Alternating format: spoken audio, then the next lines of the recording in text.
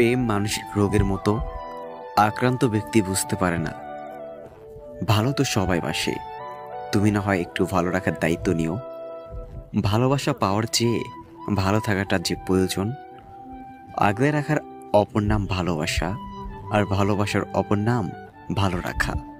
আমরা মৃত মানুষের অভাব বুঝি, কিন্তু জীবিত মানুষের আর্তনাদ বুঝি না। পৃথিবীতে দুটো অনুভূতি কখনো লিখে প্রকাশ করা যায় না। এক, পাওয়ার আনন্দ, আর দুই, হারানোর বেদনা।